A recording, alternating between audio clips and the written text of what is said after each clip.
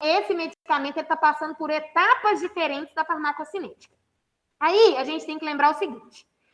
A biotransformação, como eu falei para vocês na aula passada, ela é uma etapa importante porque ela vai transformar biologicamente o medicamento em metabólitos. Lembra? Ou ela vai transformar o medicamento em metabólito ativo, ou ela vai transformar em metabólito inativo. Beleza. Quando o medicamento ele é biotransformado, depois que ele é biotransformado, ele precisa agora ser excretado. Gente, existem várias vias de excreção dos medicamentos no nosso organismo. Um fármaco, ele pode ser excretado por várias vias diferentes. Por exemplo, o medicamento ele pode ser excretado por várias secreções, pela lágrima. Nossa, professor, o medicamento pode ser excretado pela lágrima? Pode. A lágrima é uma secreção, né, do nosso organismo. Tem medicamentos que são excretados pelo suor. Outros medicamentos são excretados pelo leite materno. Tanto é que tem medicamento que a gente fala, olha, se a mulher for gestante, não deve tomar. Ou se ela estiver amamentando, não deve tomar, porque o medicamento pode ser excretado pelo leite. Qualquer que seja a secreção do nosso organismo, pelas fezes, pelo ar exalado, qualquer secreção pode excretar medicamentos. Porém, o principal local de excreção dos medicamentos são os rins. Tá? A maioria, olha o que eu estou dizendo, não todos. A maioria dos medicamentos são excretados pela urina. A maioria dos medicamentos são excretados pela urina. Só que, para serem excretados pela urina, o medicamento, ele precisa ser solúvel em água.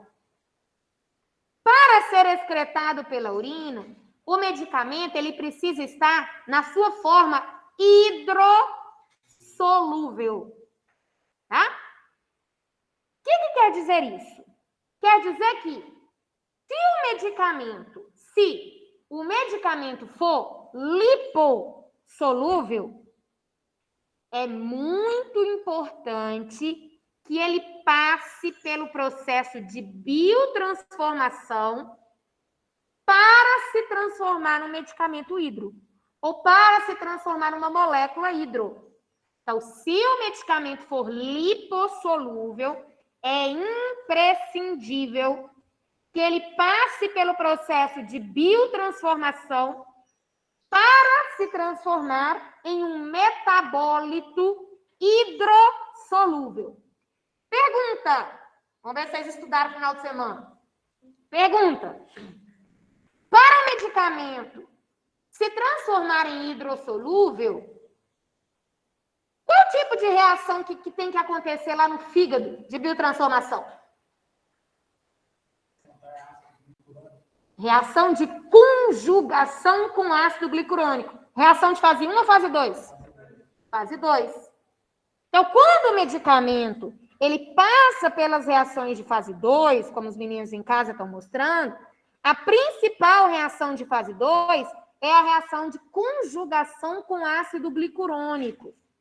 Quando o medicamento ganha a molécula de ácido glicurônico, ele se transforma em hidro. Se ele se transforma em hidro, ele vai conseguir ser excretado, ser eliminado facilmente pela urina. Agora, tem medicamentos que já são hidrossolúveis. Se o medicamento já é hidrossolúvel, ou ele tem dois caminhos. Ou ele já vai ser excretado diretamente pela urina, que ele já é hidrossolúvel, ou ele já é excretado diretamente pela urina, ou, ao passar pela biotransformação, ele pode sofrer apenas reações de fase 1. Quais são mesmo as reações de fase 1, gente? Oxidação, redução, o que mais? Hidrólise, ciclização e desciclização.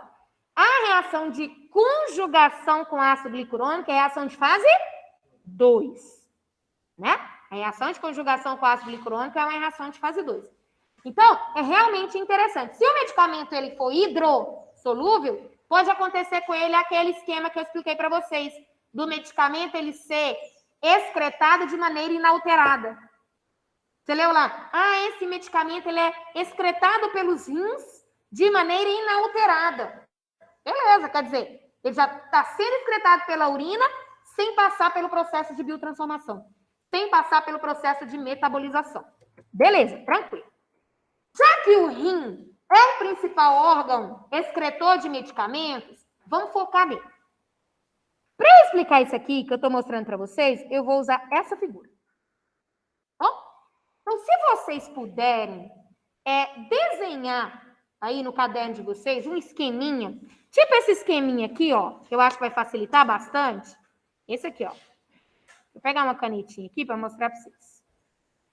Glomérulo renal, esse glomérulozinho aqui, ó.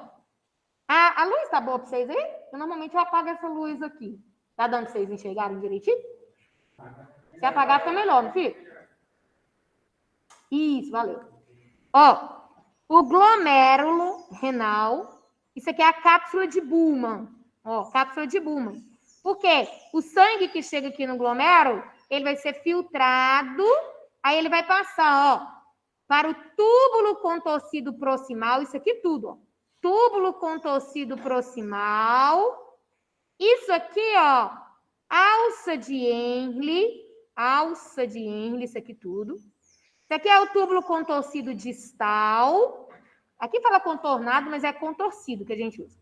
Túbulo contorcido distal. E essa última parte aqui do rim é chamada de ducto coletor. Ducto coletor. Então, as principais partes do rim, ó. Glomérulo renal, cápsula de Bowman, túbulo contorcido proximal, alça de Henle, túbulo contorcido distal e ducto coletor. Isso aqui, que vocês estão vendo aqui, vermelhinho, ó, isso aqui é corrente sanguínea.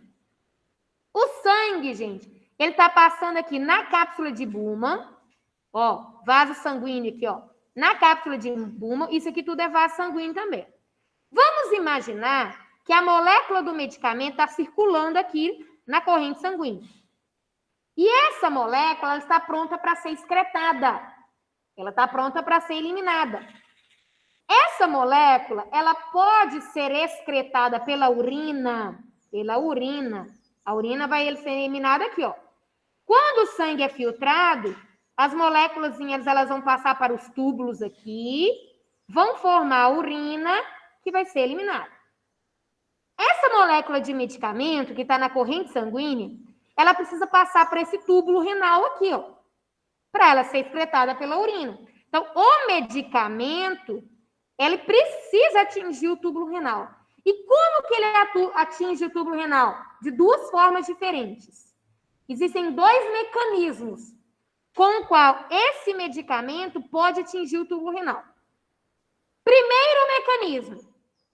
Esse medicamento, ele pode passar pelo filtrado. Ele pode ser filtrado aqui no glomérulo. Ele pode ser filtrado no glomérulo renal e cair aqui, ó. Essa é uma forma. Então, esse medicamento, ele pode atingir o túbulo renal de duas formas diferentes. A primeira forma é através da filtração glomerular. A gente chama filtração, primeira forma, filtração glomerular. Ou seja, o medicamento, ele passa pelo filtro do glomérulo e cai aqui no túbulo. Ótimo. Só que tem uma coisa. Para esse medicamento ser filtrado aqui, ele tem que ter uma característica, que é ser de baixo peso molecular, ser pequenininho. Gente, os medicamentos, para conseguirem passar pelo glomérulo aqui, ó, eles precisam ter um tamanho de até 20 kilodaltons. É o tamanho da molécula. 20 kilodaltons, ou também, dá na mesma, 20 mil daltons. Isso é o tamanho da molécula. Então, se a molécula do medicamento ela tiver até 20 kilodaltons, ela consegue ser filtrada aqui pelo glomérulo. Se tiver mais que isso, aí não consegue passar pelo filtro. Ou seja, ela não consegue passar por filtração glomerular. Às vezes, esse medicamento, essa molécula de medicamento, ela está muito ligada à proteína plasmática. Qual que é mesmo a principal proteína plasmática ligadora de medicamentos? A albumina. Às vezes, a molécula desse medicamento está muito ligada na albumina.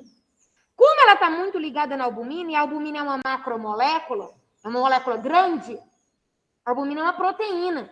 Só para vocês terem uma ideia, o tamanho da albumina é 68 kilodaltons. 68 mil daltons. Só o tamanho da albumina. Então, se o medicamento ele estiver muito ligado aqui na albumina, é claro que ele vai ter dificuldade de passar aqui por filtração glomerular. Porque a própria albumina dificulta essa passagem. A própria albumina é grande demais. Você fala, professora, e se a molécula do medicamento for grande e não conseguir passar aqui pelo filtrado? Como é que faz? O medicamento ele tem que passar de qualquer jeito. Aí, ele vai para a segunda opção de passagem. Qual que é a segunda opção? Pensa que a molécula está aqui, na corrente sanguínea, ó. Está no sangue. Como que ela pode passar para o túbulo renal? Ela pode passar por essa segunda opção, que é chamada de secreção tubular. Secreção tubular. Secreção tubular, gente, significa que o medicamento ele vai passar diretamente para o túbulo, só que graças a um transportador. Então, vai ter uma proteína transportadora aqui, na membrana do túbulo renal, que vai jogar esse medicamento da corrente sanguínea para o interior do túbulo. Então, neste caso, ao invés do medicamento ser filtrado, ele vai ser secretado. Então, essa segunda parte aqui, a segunda forma é secreção tubular. Recapitulando, um medicamento que está na corrente sanguínea, ele pode chegar no túbulo renal de duas formas diferentes. Ou ele passa por filtração glomerular, ou ele passa por secreção tubular. Detalhe importante. A maioria dos medicamentos atingem o túbulo renal por secreção tubular. Tá bom? A maioria dos medicamentos chegam no túbulo renal por secreção tubular. Pouquíssimos são os medicamentos capazes de serem filtrados. Pouquíssimos são os medicamentos que têm essas características suficientes para serem filtrados. Beleza, entendi. Mas e se o medicamento estiver desse jeito aqui ligado, ó, professor, ele está ligado na albumina, ele vai conseguir passar por secreção tubular? Vai, só o medicamento. A proteína transportadora, ela vai deixar passar para o túbulo somente o medicamento. A albumina continua no sangue. Ah, eles vão se deslocar, então? Eles vão se desligar? Sim. Então, o medicamento, ele vai passar pela proteína e a albumina continua aqui circulando na corrente sanguínea. Outro detalhe importante. Presta atenção, que eu vou dizer. Aqui, no túbulo renal, aqui, ó, no túbulo renal, eu falei que tem proteínas transportadoras, certo? Tem proteína que vai jogar o medicamento aqui para dentro do tubo. Existem 2 tipos de proteínas transportadoras aqui no tubo. Repetir da albumina, Isa? A Isa pediu para repetir da albumina, gente. Eu falei, Isa, assim, ó, que se o medicamento estiver ligado na albumina, pensa que o medicamento está ligado aqui, ó. Ao invés de passar medicamento e albumina tudo junto aqui na proteína, transportadora, quem vai passar é só o medicamento. A albumina continua circulando na corrente sanguínea, foi isso que eu falei. Bom? Aí, eu falei assim também, ó, que aqui Na membrana do túbulo renal tem as proteínas de transporte. Várias proteínas de transporte. Gente, existem 2 tipos de proteínas transportadoras aqui na membrana do túbulo renal. 2 tipos de proteínas transportadoras. Primeiro, proteínas transportadoras de substâncias ácidas. Então, existem proteínas transportadoras de substâncias ácidas e existem proteínas transportadoras de substâncias básicas. Isso é um ponto bem importante. Então, quando o medicamento ele está lá na corrente sanguínea, para ele passar para o interior do túbulo renal, ou ele vai passar graças à proteína transportadora de substâncias ácidas, ou ele vai passar graças à proteína transportadora de substâncias básicas. Depende. Depende de quê, gente? Do medicamento. Depende se o medicamento é ácido ou básico. Se ele for ácido, usa transportador de substâncias ácidas. Se ele for básico, usa transportador de substâncias básicas. Por que eu estou mostrando isso para vocês? Olha o que pode acontecer clinicamente. Que interessante. Esse transportador de substâncias ácidas ou básicas, ele transporta substâncias de maneira em geral.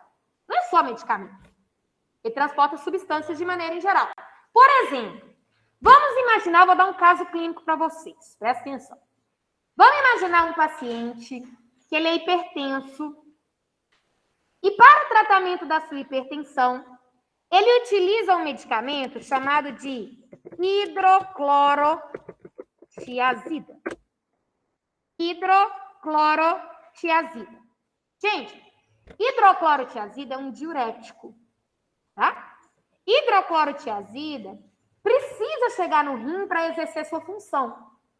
O diurético age no rim, né? Então, hidroclorotiazida é diurético, ele aumenta a excreção de água, de líquido do organismo, aí a pressão arterial do paciente diminui, porque reduz o volume de sangue. E a pressão do sangue na parede do vaso vai cair. Beleza. Professora, hidroclorotiazida é um medicamento de caráter ácido ou básico? Ácido. Hidroclorotiazida é um medicamento ácido fraco. Eu estou dando essa informação para vocês. É um diurético e ele é ácido. Beleza. Ele toma a sua hidroclorotiazida todos os dias para o tratamento da hipertensão arterial. E ele vem tendo melhora clínica. A pressão dele está controlada e tal. Depois de alguns meses, utilizando hidroclorotiazida, o paciente ele começa a apresentar algumas queixas. A principal queixa dele é de uma dor no tornozelo. Ele está com um processo inflamatório no tornozelo. E aí foi diagnosticado, neste paciente, um quadro de gota. Ele apresentou gota. Tá? No tornozelo. Beleza. Aí, quando vai se avaliar o motivo dessa gota do paciente, o que é gota? Como que a gente caracteriza gota? É o aumento do ácido úrico no organismo. Você já ouviu falar? O paciente está com gota. Ele está com muito ácido úrico. Vou fazer jeito. E realmente, esse excesso de ácido úrico nas articulações causa uma inflamação. Olha o que acontece, gente. O que gerou o quadro de gota no paciente? O uso da hidroclorotiazida. Aí, a gente tem que pensar como, eu poderia colocar isso na prova para vocês, como que a hidroclorotiazida foi capaz de iniciar esse quadro de gota nesse paciente. Quem sugere? Pode ser em casa? Quem sugere? Um mecanismo pelo qual o ácido úrico foi capaz, a hidroclorotiazida foi capaz de iniciar esse quadro de gota no organismo do paciente. Hã? Não entendi. Quem não foi eliminado? Ela não foi eliminada? E daí? Por que aumentou o ácido úrico?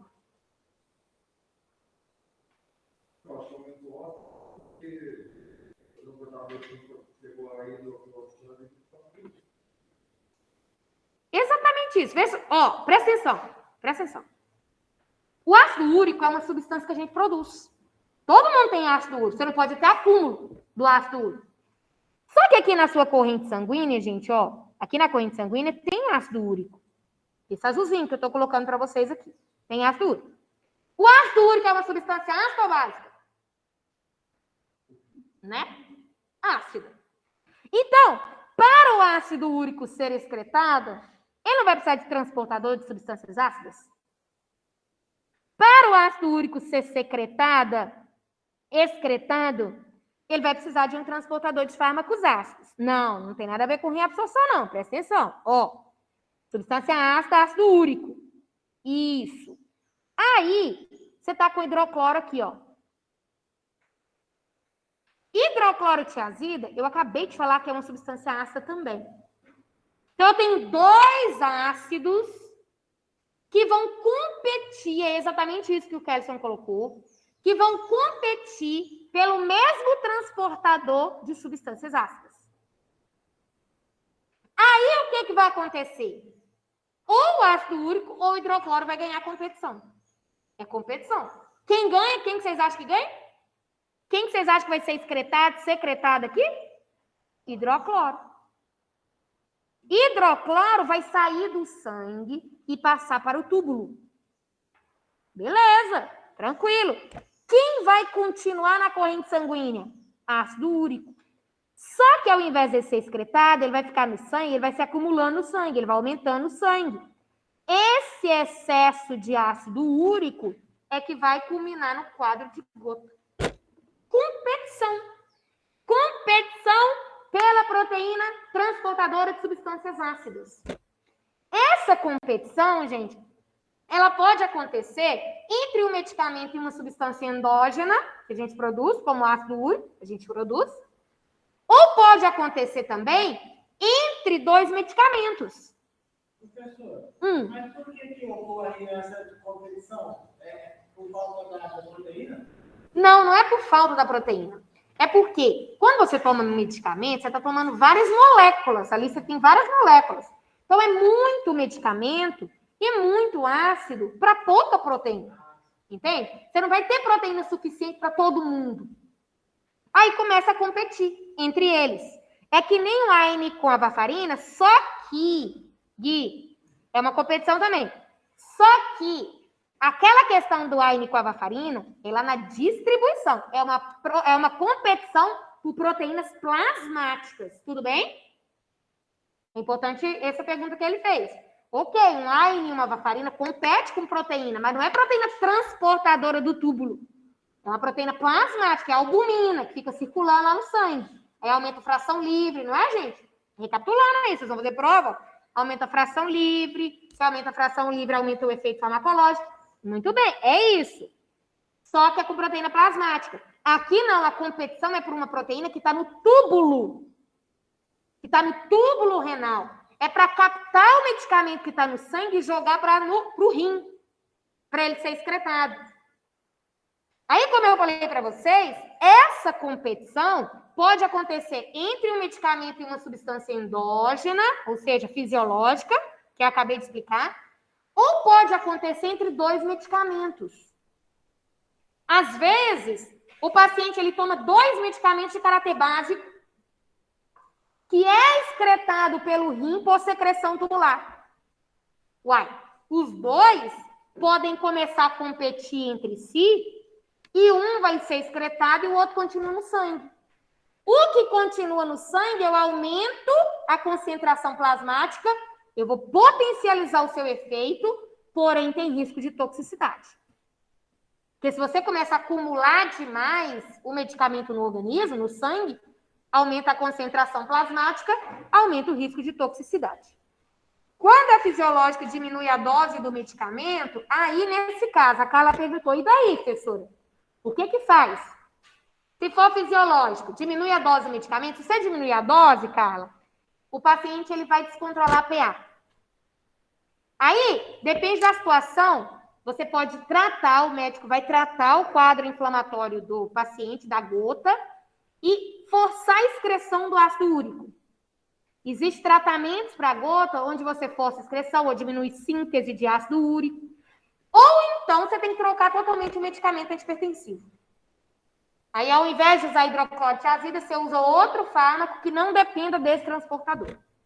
Tá? Então, existem alguns artifícios que a gente pode fazer. Mas, assim, o que vocês têm que pensar é essa competição pode acontecer.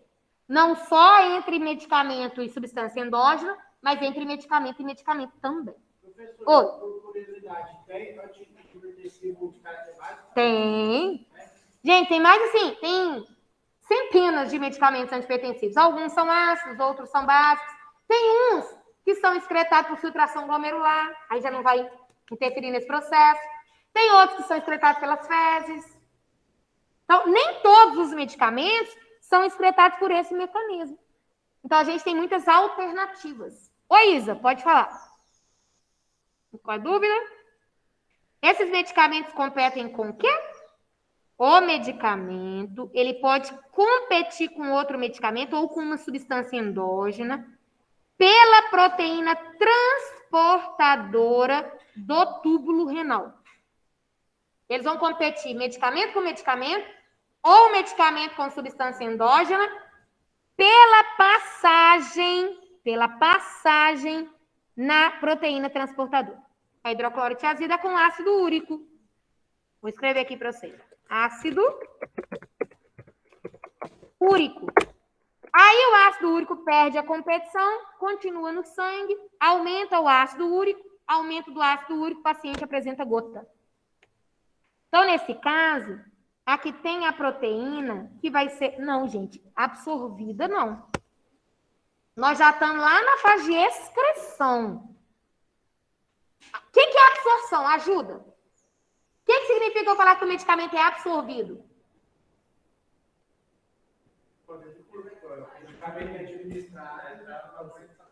É quando o medicamento ele cai na corrente sanguínea. Ele sai do local onde ele foi administrado e ele entra na corrente sanguínea. Isso é absorção. Aqui o medicamento já foi absorvido, ó, de ano. Ele já fez o seu efeito. Ele já foi biotransformado. Aqui a gente está excretando. Vocês concordam, gente? Então já está saindo do organismo. Então, nesse caso, o que ganhar competição pela proteína, ele está sendo excretado. Não é absorvido, é excretado, é eliminado do organismo. Vocês estão me compreendendo? Estão me acompanhando no raciocínio? Por isso que a gente fala das etapas da farmacocinética. Tá bom? Beleza. Ok. Existe um exemplo interessante até, esse aqui, ó. Existem 2 medicamentos, vou escrever para vocês aqui no chat, ó. Existe um medicamento que é da classe das penicilinas. Existe um outro medicamento que é a probenicida. Penicilinas e a probenicida. Os 2 medicamentos têm o mesmo caráter. Os 2 são considerados de caráter básico, tá? E olha que interessante. Penicilina é antibiótico, tá? Penicilina ele é usado para eliminar bactérias, para tratar infecções. A probenicida, ele é um fármaco usado para tratar várias coisas, dentre elas gota. Dentre elas, uma das indicações é gota. Mas olha que interessante isso aqui. Existem casos, e as duas competem pela mesma proteína transportadora. Existem casos onde eu quero aumentar a concentração plasmática da penicilina. Às vezes, você quer aumentar a concentração plasmática da penicilina para que ela aumente o seu efeito farmacológico. Como que eu posso fazer isso? Usando um medicamento que compete com a penicilina pela proteína transportadora, lá no túbulo renal. Peraí.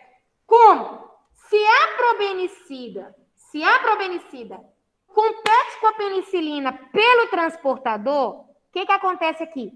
A probenicida ganha a competição. Isso aqui já é uma interação conhecida, já. Aí, a probenicida ganha a competição. Quem fica na corrente sanguínea? Penicilina. Aí, você aumenta a concentração plasmática da penicilina para potencializar o seu efeito. Isso acontece. Às vezes, o profissional, ele prescreve 2 medicamentos sabendo que isso vai acontecer, mas esperando essa resposta. do aumento da concentração plasmática do medicamento para potencializar o efeito. Às vezes você está usando um antibiótico, como a penicilina, e o paciente não está tendo resposta terapêutica. Para aumentar a concentração plasmática do antibiótico, aí existe essa interação que é conhecida. Mas isso é conhecido. Né? Você vai ficar brincando com vários medicamentos, tentando aumentar a concentração plasmática. Isso está descrito no livro. Se você usar a penicilina junto com o probenicida, a probenicida vai ganhar a competição e aumentar a concentração plasmática da penicilina. Não, a probenicida é usada para tratamento de gota. A probenicida. Pode falar. Deixa só ele perguntar, que aí depois você vai. Como é que eu sei como o medicamento ganha? Isso aí não tem como você saber só lendo, assim, só olhando, né? Isso aí é pesquisa mesmo, não tem jeito. Mais alguma pergunta? Tranquilo? Professora, tem algo que interfere na quantidade de proteínas transportadoras? Você fala assim, aumentar a quantidade de proteínas transportadoras ou não, Gui? Isso varia de paciente para paciente, isso varia de tipos de proteínas transportadoras, mas de maneira em geral, não tem nada que vai fazer as proteínas transportadoras no rim aumentar ou diminuir. Isso varia muito do indivíduo. Alguns pacientes podem apresentar uma quantidade maior ou outra, mas vai fazer aumentar, induzir ou inibir, isso não. Tudo bem? Mais alguma dúvida? Tranquilo? Podemos passar? Beleza.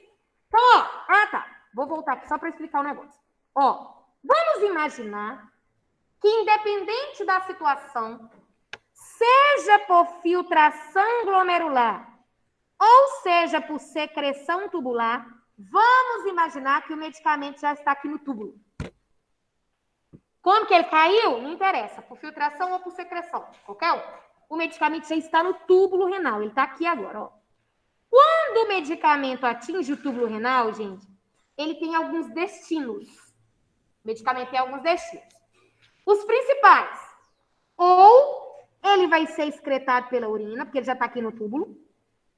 Então, ou ele vai ser excretado pela urina, é um destino do medicamento, ou ele tem outro. Então, não é possível. O que pode acontecer com o medicamento, que já está aqui no túbulo? Vou pegar um preto aqui. O medicamento já está aqui no túbulo.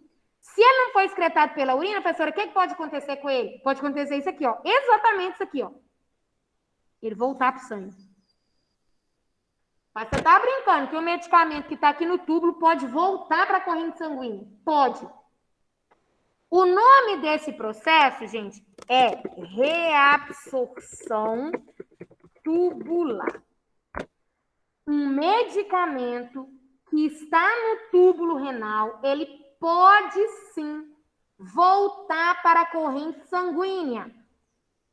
Ele volta para a corrente sanguínea graças a um processo chamado de reabsorção tubular. Ou seja, ele está sendo reabsorvido, ele está voltando para a corrente sanguínea. Para o medicamento sofrer reabsorção, ele tem que ter algumas características. Primeiro, ser de baixo peso molecular, ser pequeno. Porque para ele sofrer reabsorção tubular, não tem proteína transportadora, ele tem que ultrapassar a membrana. Ele tem que passar a membrana por difusão passiva. Ele tem que ser difusão passiva?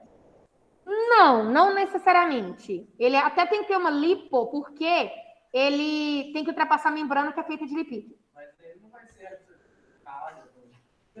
Não, ele vai ultrapassar a membrana plasmática sozinho, não é junto com a água, é a própria molécula do medicamento passando. Pode falar. O sangue não é líquido? Não é o quê? O sangue é lipossolúvel? O sangue é o quê? O lipossolúvel é proteína, medicamento tem afinidade com o hidro, que é gorduroso, não tem afinidade com o sangue. Não. O sangue é feito de água. Então, o medicamento, para ser solubilizado no sangue, ele tem que ser hidrossolúvel. Solúvel em água. Para ser solúvel no sangue. Mas aqui eu estou falando que o medicamento está saindo do túbulo. Do túbulo, ele tem que passar pela membrana. Membrana é feita de quê? Lipídio. Fosfolipídio, não é? Então, esse medicamento aqui, ele tem que ter uma característica, que é ser pequenininho. Porque para ele voltar, é interessante isso aqui, Para ele passar por secreção tubular, tem proteína transportadora. Só que para ele voltar para o sangue, não tem proteína transportadora. Ele tem que voltar atravessando a membrana. Então, o medicamento ele tem que ser pequenininho para conseguir atravessar a membrana. E tem outra característica ainda aqui. Ele não pode ter carga elétrica.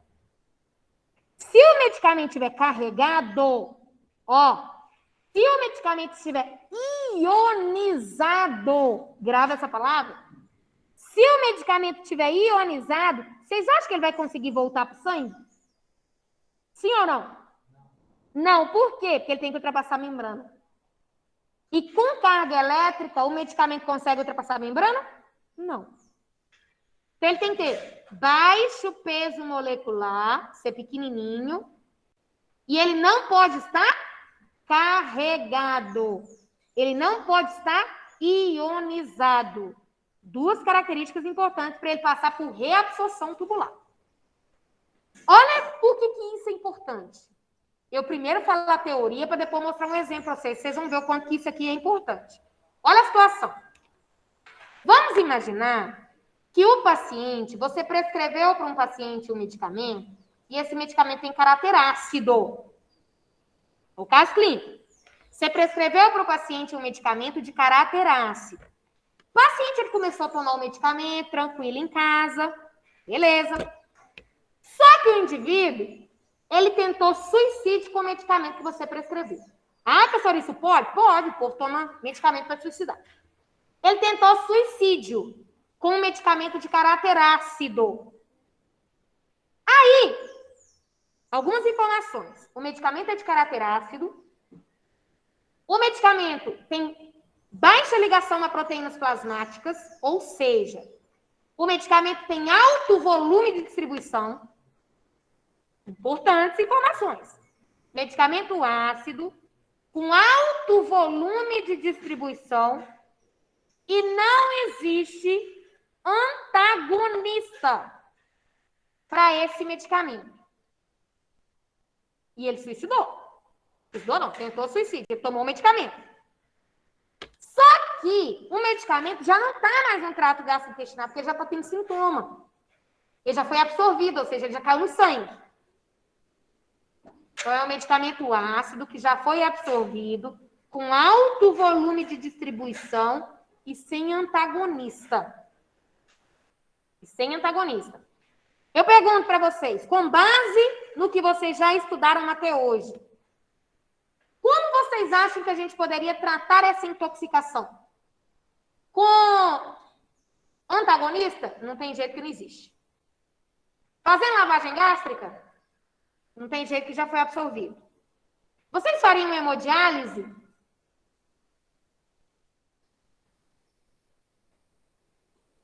Sim ou não? A Isa faria hemodiálise. Sim ou não? Não? Por que não?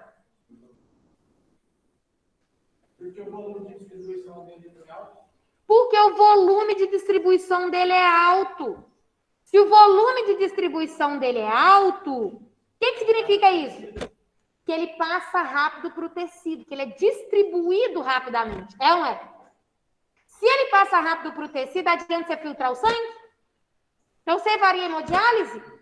Não, a resposta é não. Você fala, então ferrou, professor. E agora? Porque tudo que a gente sabe de tratamento de intoxicação não pode. Aí eu vou dar uma sugestão para vocês, que é o que realmente acontece. Se o paciente estiver intoxicado e não tem nenhuma opção, sabe o que a gente pode fazer? Alterar o pH da urina. Alterar o pH da urina. Altera o pH da urina. Olha por quê? Presta atenção nisso aqui. O medicamento que o paciente intoxicou é ácido ou básico? Ácido.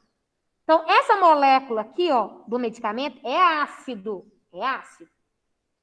Então, vamos lá, vamos recapitular. Se esse medicamento ácido começou a passar para o túbulo, mas ele tem um risco de voltar para o sangue, não tem? Ele tem um risco de ser reabsorvido.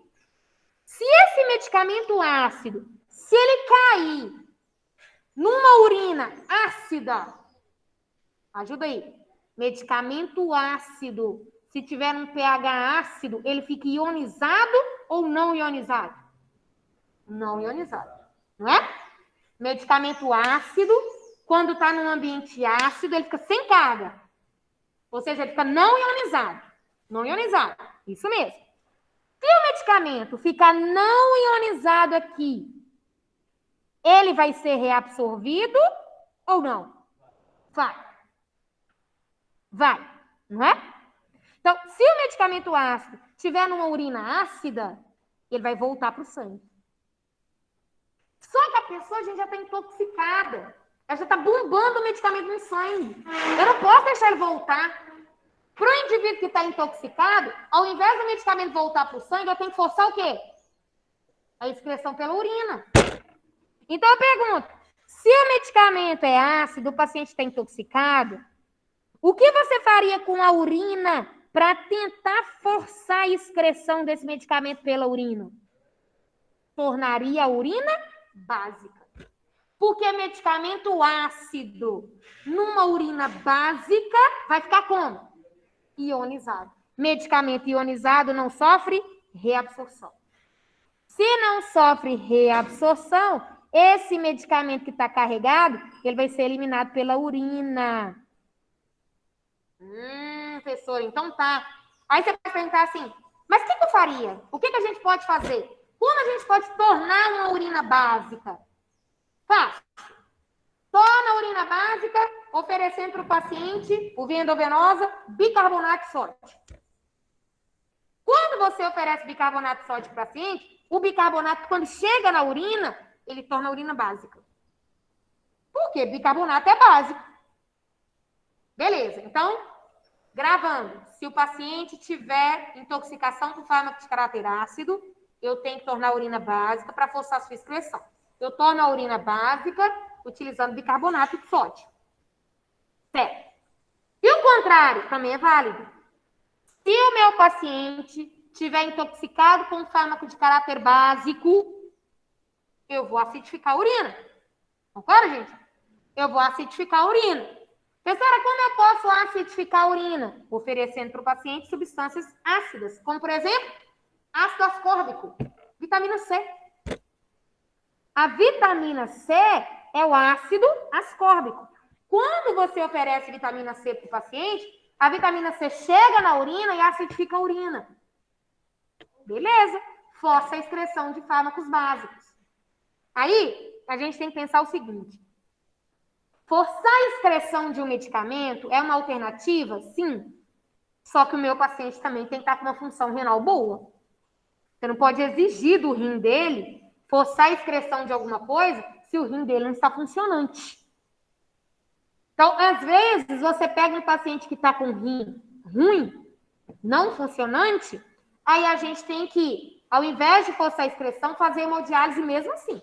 Mesmo que não vai eliminar como deveria, mas é uma alternativa que a gente tem. Se não tiver um antagonista, você tem que fazer hemodiálise de qualquer forma. Então, gente, isso aí são alternativas terapêuticas, né? Que a gente realmente precisa saber. Porque às vezes você não sabe o que você vai pegar, né? Torna a urina básica. Deixa eu escrever aqui para vocês. Ó, torna a urina básica utilizando bicarbonato de sódio. Tem muita gente que fala bicarbonato. Você já viu? Você fala assim, o paciente está tomando bicarbonato. Nossa, eu não consigo nem falar. Eu acho que é mais difícil. Você fala como? Bicarbonato. O R é depois do A, viu? Você tem que falar, não, bicarbonato. Por favor, dele. Bicarbonato é errado. O que essa perguntou? Isso também pode ser feito para o medicamento que seja reabsorvido? Difícil, viu, Kelson? Forçar a reabsorção não há necessidade, porque o medicamento já passou pelo sangue e ele já fez a sua ação. Você não precisa forçar a sua reabsorção, tá? Não há necessidade disso, não. Sem dúvida nenhuma, não precisa. Beleza, então, ó, recapitulando aqui, ó, eu usei aquela figura para mostrar um monte de coisa para vocês. Depois que o medicamento chega no túbulo renal, ou ele vai ser excretado pela urina, ou ele vai sofrer o processo de reabsorção tubular. Claro que se o paciente tiver uma patologia renal, a excreção do medicamento ela pode ser alterada. E isso vai influenciar na concentração plasmática do medicamento. Se o paciente, ó, pergunta, é um medicamento, a frase que eu vou falar, é um medicamento que é eliminado de forma inalterada pelos rins. O medicamento é eliminado de forma inalterada pelos rins. O meu paciente, ele apresenta uma insuficiência renal. Nesse caso, o que você precisa fazer para evitar uma intoxicação, uma sobredosagem do medicamento? Aumentar ou diminuir a dose dele? Vocês estão me seguindo? Vocês estão viajando? Estão me seguindo? Se o paciente toma um medicamento que é considerado inalterado pelos rins, ele vai ser excretado de maneira inalterada pelos rins, e o paciente apresenta uma insuficiência renal, para evitar um quadro de intoxicação, o que você deve fazer com a dose do medicamento? Aumentar ou diminuir? Diminuir, é óbvio. Né? Então, a gente altera a dose do medicamento dependendo da função que o paciente tem, renal, hepática, que seja. Se não tiver solução, aí faz hemodiálise. Isso mesmo, sem dúvida nenhuma. Beleza. Então, aqui, outra representação mostrando para vocês, ó, o medicamento está lá na corrente sanguínea, ou ele vai passar por filtração glomerular, ó o glomérulozinho aqui, ó, bonitinho. Ou ele passa por filtração glomerular, ou ele passa por secreção tubular, e quando ele está no túbulo, ele pode voltar pelo processo de reabsorção tubular. Bom? E outra coisa que eu expliquei para vocês, eu uso muito aquela figurinha lá. Se o medicamento, se o paciente estiver intoxicado com ácido, um fármaco ácido, como a aspirina, ácido acetil salicílico, ele vai ser excretado rapidamente com a urina básica. Se ele estiver intoxicado pelo fenobarbital, quem é o fenobarbital? Ácido ou base? Ácido. Fenobarbital é um fármaco de caráter ácido. Foi o exemplo que eu dei para vocês para explicar lá na frente. Se o paciente estiver intoxicado por um fenobarbital, o que eu tenho que fazer com a urina? Tem que tornar a urina básica com o bicarbonato de sódio para poder excretar mais rápido, né? Aí, gente, Jéssica, que a gente usa bastante quando a gente estuda expressão, que é isso aqui, ó. Clearance renal das drogas. Clearance renal das drogas. Primeiro, professora, deixa eu só atender o Guilherme primeiro. Fala, Gui. Antes de começar aqui, eu vou só atender. Alguma dúvida?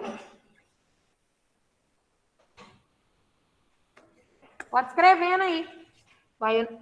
Será que você está falando, Gui? Porque eu estou com o meu áudio desligado. Você falou? Não estou escutando. Tá. Está escrevendo. Então, o remédio só sofre reabsorção? Não, de jeito nenhum. De jeito nenhum. Tem medicamentos que são... Você está falando nesse caso do tamanho, né? Não tem nada a ver. Tem medicamentos que podem ser secretados e depois voltarem por reabsorção. Eu entendi sua pergunta. Por causa do tamanho, do peso molecular. Sim. Mas não tem nada a ver, não. Tá? Olha esse termo. Clearance renal das drogas. Primeiro, gente, a gente tem que entender o que significa esse termo aqui, ó. Clearance. Clearance. Clearance é um termo que significa depuração. Tá? Clearance é um termo em inglês que significa depuração. Ou seja, é a capacidade, clearance, é a capacidade do organismo remover,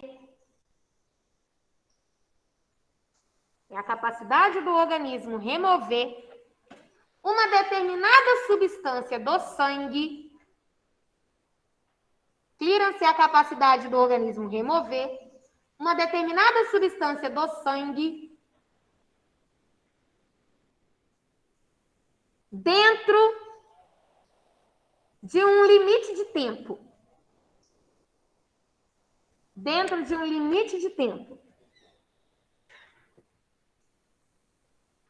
O clearance renal é utilizado clinicamente. O clearance renal é utilizado clinicamente para avaliar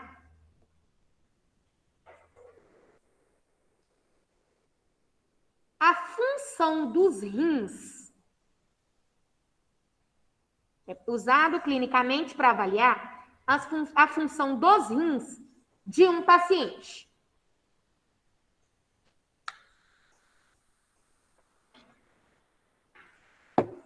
Como que a gente avalia a função dos rins? No exame de sangue, né? A gente pode usar o que a gente chama, pedir um exame chamado de clearance de creatinina. Clearance renal de creatinina. O que é o clearance de creatinina? É a capacidade do rim remover a creatinina por minuto. Isso é clearance renal de creatinina. É a capacidade do rim em remover a creatinina, que é uma substância que a gente produz, por minuto. Clearance de creatinina é a capacidade dos rins em remover a creatinina por minuto. O normal, o clearance de creatinina normal para um indivíduo é, em média, não é um valor fixo não, mas é, em média, 120 ml por minuto. Então, quando você pede o clearance de creatinina de um adulto, por exemplo, de um paciente adulto, o que a gente espera de resultado? Em média, ali, 120 ml por minuto. A gente pode colocar assim, de 100 a 120 ml por minuto. Isso é considerado o normal. Quer dizer, se o paciente tiver com clearance de creatinina entre 100 e 120 ml por minuto, isso quer dizer que o rim dele está excretando creatinina no tempo certo. Ou seja, a função renal do paciente está adequada. Sabe por que isso é interessante? Às vezes você pega o clearance renal do paciente e tá assim, ó. O paciente tem clearance renal de 50 ml por minuto. Você bate o olho no clearance de creatinina de 50 ml por minuto e fala, opa, o rim, ele tá filtrando muito menos creatinina do que deveria. Então, a função do rim desse paciente não está adequada. Tem paciente que tem clearance de creatinina de 20 ml por minuto, 30. Tem paciente que tem clearance de creatinina de 10 ml por minuto. Sabe onde eles estão? Lá na hemodiálise. Vai lá na hemodiálise, vocês verem o clearance de creatinina do povo. É baixíssimo. Quer dizer, a função renal dele está muito ruim. Professora, mas para que a gente tem que saber isso? A gente tem que saber isso para avaliar. Se a função renal do cara está boa, é óbvio que o medicamento não vai ser excretado como deveria. Se o medicamento não é excretado como deveria, é claro que o risco de toxicidade para esse paciente é maior. O que você tem que fazer? Reavaliar a dose. Às vezes tem algum paciente para você na clínica e ele fala assim, então, eu fiz esses exames aqui recentemente. Aí lá vai ter todos os parâmetros de função renal, todos os parâmetros de função hepática. É importante eu saber isso? É óbvio. Tem medicamentos que você vai prescrever na clínica que são nefrotóxicos, que são tóxicos para o rim. O próprio anti-inflamatório, gente, os AINES, tem como ser maior que 120? Tem. Tem paciente que tem mais que 120, que é assim, tipo, mais que o normal. Mas sabe que situação? Às vezes, paciente gestante, que aí o coração tá bombeando mais sangue para poder nutrir o feto, aí tá chegando mais sangue no rim, tá filtrando mais. Só que são situações fisiológicas. É normal. Às vezes, um paciente que ele faz muito exercício físico, e aí ele tem uma síntese de creatinina aumentada, ele vai excretar mais. Mas isso é fisiológico. Tem mais que 120, não é problema. O problema é que tem menos que 100. Aí sim, tá? Tem, um gera o outro. Na verdade, tem essa diferença, que um é precursor do outro. Mas para avaliar a função renal, a gente usa creatinina só.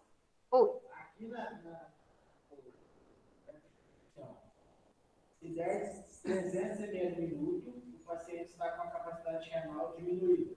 Ele tem que passar. Tá errado, tá vendo? Por isso que eu não gosto dessa transcrição. Tá tudo errado, não tem base. Ó, o normal é 120 ml por minuto. Como é que o cara tá com 300 ml por minuto? Tá vendo? Vocês tomam cuidado com essas transcrições. Às vezes dá ruim, porque uma pessoa entende errado, escreve errado, vocês vão na onda das benditas das transcrições. Então, pega o caderno de vocês, escreve o que eu tô falando. Porque se errou, ferrou você mesmo. Você não vai culpar o outro depois. Tá errado? Tá errado, isso aí tá totalmente errado. Então, se tiver 30, ela a diminuição renal do paciente está abaixo também. Sim, ué, o normal é de 100 a 120. Se o cara tá com menos de 100, a função renal dele já tá caindo. Imagina com 30 ml por minuto. A função dele não tá quase nada. Concorda? Então, gente, realmente é importante a gente avaliar isso para a gente ver, como eu estava falando para vocês, alguns medicamentos que vocês vão prescrever, como o próprio AINE. Olha isso aqui, ó. Anti-inflamatório não esteroidais. Você prescreve muito anti-inflamatório não esteroidal. Às vezes tem um paciente que ele tem uma doença inflamatória na cavidade oral e não procura o dentista. E aí ele começa a utilizar esses AINES frequentemente em casa. Ele faz automedicação com nimesulida. Gente, é o que mais tem. Tem muito paciente que não procura o profissional para tratar o processo inflamatório, para tratar a dor. E ele vai se automedicando. Tem muito paciente que acaba com o rim por causa de uso de AINE. Você vai lá e faz o clearance de creatinina do paciente, tá lá embaixo a função renal, porque ele se automedicou a vida inteira com os anti-inflamatórios não esteroidais. Oi. Então, se o paciente usa creatina eu tenho que saber isso também. Sim, também. Se ele vai tomar creatina na cura, vai produzir mais creatinina e vai forçar a sua excreção. Academia, essas pessoas que frequentam mais academia, o clearance de creatinina pode dar mais alto. Fisiculturista, sabe? Esses pacientes podem ter uma alteração, mas para mais. E aí você não vai se espantar, porque, quer dizer, a função dele tá normal. A função renal dele tá normal. O problema é quando você bate o olho e o clearance de creatinina tá muito baixo. Mas ele vai forçar o rim, não? Não, aí depende da dose que ele usa, da concentração que usa. Lógico que tudo tem um limite. Só que se ele forçar o rim, aí o rim dele vai começar a diminuir o clearance de creatinina. E a creatinina dele vai começar a acumular no sangue. Sim, aí se você utilizar um medicamento nefrotóxico, tóxico para o rim, aí o rim dele não vai conseguir excretar a quantidade de creatinina que deveria. Aí isso pode causar prejuízo. Tudo bem? Olha pra vocês verem que interessante isso aqui, ó. Sigam comigo. Existe um antibiótico, uma classe, na verdade, de antibiótico, que é chamada de aminoglicosídeos. Os aminoglicosídeos, se vocês usarem, vai ser só quem for para o ambiente hospitalar. Assim, na clínica, no dia a dia, se não usa muito. Por quê? Porque ele é muito nefrotóxico. Ele é muito tóxico para o rim. Então, não faz sentido numa clínica você prescrever um aminoglicosídeo. Só que no hospital, às vezes você pega um paciente que tem uma resistência maior a tratamento antibiótico, você vai ter que prescrever esses aminoglicosídeos. E eles são muito tóxicos para o rim. Tanto é que quando o paciente começa a usar aminoglicosídeo, você já tem que fazer o clearance renal de creatinina dele. Até para controlar a dose do próprio medicamento. Quer ver? Olha isso. Você começou a dosar, a fazer um tratamento com aminoglicosídeo no seu paciente. Você fez o clearance de creatinina dele, ó, em ml por minuto. Deu 100. Então, tá ok, né? A função renal dele tá ok. Você fala assim, eu começo com que dose, então, professor? O aminoglicosídeo? 100% da dose. Todos os dias, uma vez ao dia. Então, você vai dar 100% da dose, a dose normal, uma vez ao dia. Aí, passaram alguns dias que você está utilizando esse aminoglicosídeo, você fez a clearance de creatinina dele e deu 75 ml por minuto. Caiu. Porque o próprio medicamento é nefrotóxico. Ele está diminuindo a função renal do paciente. Aí você vai continuar com a mesma dose do medicamento se a função renal dele diminuiu? Óbvio que não. Você vai usar 75% daquela dose. Uma vez ao dia também. Aí, o clearance de creatinina dele baixou para 50%. Você tem que usar 50% da dose. Você não pode usar a mesma dose. Se você usar 100% da dose, é óbvio que o medicamento vai ficar concentrado no organismo, ele vai ter uma toxicidade ainda maior. Aí, beleza.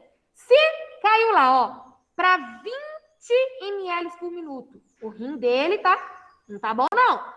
Só que ele tá com infecção grave, ele tem que tomar o medicamento. Se ele não parar de tomar o medicamento, ele morre. Então, você tem que pensar nessa situação. O clearance de creatinina dele tá 20 ml por minuto. Uai, aí ele vai tomar 80% da dose, professora? Aumentou a dose? Mas olha isso aqui. De 2 em 2 dias. Tá vendo que falha um dia? Você vai aumentar a dose, mas ele vai tomar de 2 em 2 dias, vai espaçar. Então, gente, isso é para mostrar, não é só aminoglicosídeo, são vários. Isso é para mostrar que quando você utiliza um medicamento que é nefrotóxico, você tem que estar sempre dosando o clearance de creatinina do paciente para ajustar a dose. O bom é que na clínica, assim, particular, né, fora de um ambiente hospitalar, você pode até usar medicamento heterotóxico como AINE, só que é por um período de tempo curto. Se o paciente for, por exemplo, lá na sua clínica, você vai prescrever anti-inflamatórios não esteroidais, só que você não vai prescrever por um tempo maior que 3 a 5 dias. É pouco tempo. Então, isso não vai dar tempo para lesar o rim do paciente. Mas e se você já pega um paciente que toma medicamento em casa por automedicação? O rim já está ferrado. E aí? A gente tem que saber que realmente eu tenho que acompanhar o clearance de creatinina dele. Ambiente hospitalar. Se vocês forem para odontologia hospitalar, para cirurgia bucomaxilo, se tiver paciente hospitalizado, vocês vão ver isso aqui demais. Porque a gente não sabe qual é o futuro da gente. A gente não sabe para onde você vai, né? A gente tem que saber de tudo, sem dúvida nenhuma. Bom, então é isso. Eu só coloquei um resuminho para vocês da farmacocinética. Pensando em excreção, isso é o principal. Não vou começar com vocês farmacodinâmica hoje, porque vocês têm prova na quarta, que é para não misturar a cabecinha de vocês. Então, a gente vai finalizar aqui em excreção, faz a prova na quarta-feira e na sexta-feira a gente começa a farmacodinâmica. Que é farmacocinética, vai ser motivo da nossa prova. Né? O que vai ser principal, assim, que mais vai cair na prova é farmacocinética. O que a gente vai fazer? O que a gente vai fazer na quarta-feira? Vai vir todo mundo em horários diferentes. Então, a subturma A, né? A divisão lá. A A vai vir num horário de 9 às 10. A B vai vir de 10 às 11. Tá bom? Então, vai ser provas em horários diferentes. Eu vou mandar depois para Oliver qual é a sala direitinho que a gente vai ficar, mas são horários diferentes. Tudo na quarta-feira. Uma turma de 9 às 10, outra turma de 10 às 11. Fechou? Libera uns exercícios para a gente treinar. Vou tentar colocar no Moodle para vocês. Viu, Luiz? Vou tentar colocar lá. Ver se eu tenho alguma coisa no jeito. Bom almoço para vocês. Um beijo. Fica com Deus. Até quarta, se Deus quiser. Não, hoje não. O Julinho estava imprimindo o treco lá. Professor, pode tirar minha... Peraí, Gui, tá ligado? Mas é que eu não estou escutando, porque tá muito barulho aqui.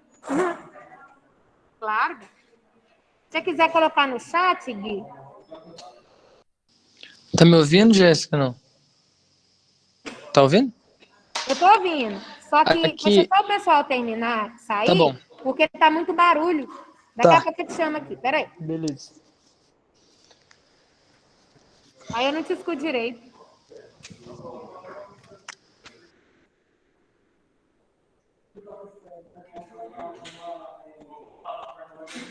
Thank you.